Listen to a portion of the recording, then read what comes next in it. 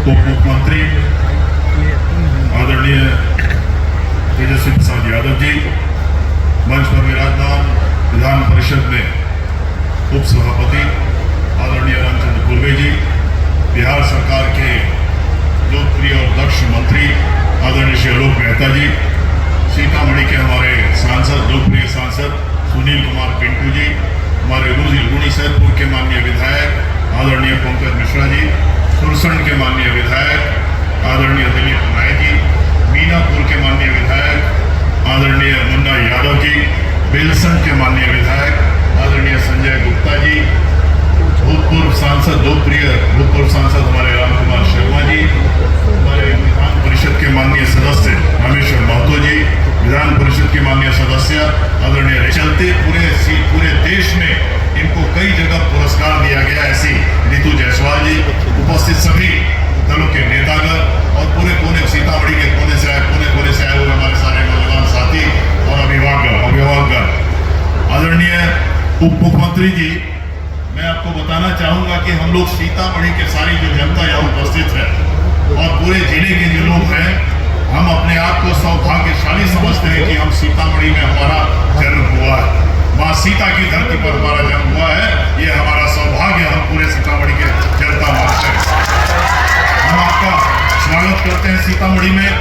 आप नौजवान नेता हैं, आप सिर्फ उप मुख्यमंत्री नहीं, आप बिहार के भविष्य में से भी हैं।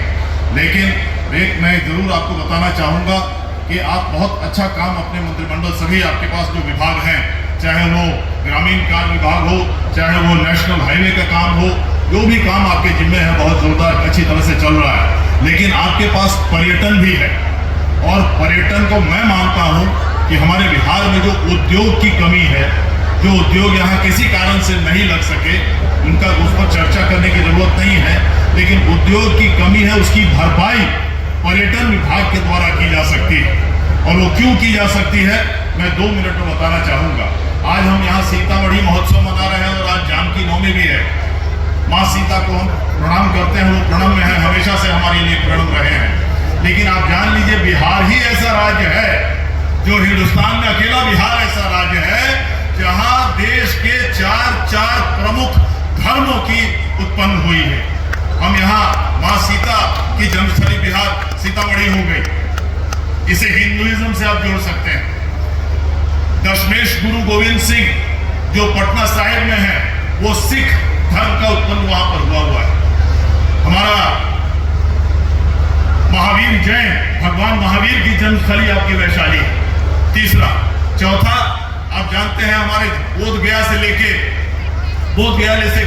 चाइना तक का जो है, पूरे हमारे वहां पर जो हमारे वहां जो पर्यटन आते हैं, पूरे देश में सबसे ज्यादा पर्यटन वहां भी आते हैं। तो ये चारों धर्म पूरे हिंदुस्तान के किसी राज्य में इतने धार्मिक है नहीं। तो धार्मिक पर्यटन को अगर आप बढ़ावा दीजिएगा, उसकी जो पूरी इंफ्रास्ट्रक्चर तैयार कीजिएगा पूरे बिहार में, वो किसी भी राज्य के इंडस्ट्री से, उद्योग से ज्यादा फायदा बिहार को हो सकेगा, ऐसा मेरा मानना है। आप जान लीजिए, माँ सीता, आज अयोध्या में इतना बड़ा काम हो रहा है, 2 महीने में 3 महीने में वहां रामलला जी स्थापित हो जाएंगे। और सीता जी और भगवान राम का जो संबंध है वो आपको बताने की जरूरत नहीं है। लेकिन हकीकत ये है कि अगर उसके बाद सीतामढ़ी को माँ सीता के चलते यहाँ पर उस तरह का काम करें, सारा हम लोग व्यवस्था करें, मेरा विश्वास है कि हिंदुस्तान की और पूरे दुनिया में रहने वाली एक भी हिंदू महिला ऐसे नहीं है जो सीतामढ़ी नहीं आना चाहेगी। हकीकत यही है। ये उस पर काम करने की जरूरत है।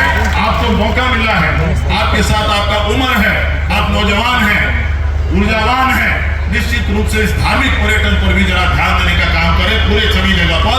मैं समझता हूं जो बुद्ध धर्म मैंने कहा, पूरा गया से लेके चाइना तक के वहां के पर्यटक आते हैं। तो हम लोग अगर इंडस्ट्री नहीं भी बैठा सके, धार्मिक पर्यटन में लागत भी बहुत कम है, सिर्फ आपको रास्ता बनाना है, सुरक्षा देना है और लोगों के पर्यटकों के रहने का व्यवस्था कर देना है, और कुछ नहीं करना है। किसी भी तरह का कोई और व्यवस्था करने की जरूरत नहीं है। इसलिए धार्मिक पर्यटन पर विशेष ध्यान देने का काम करें।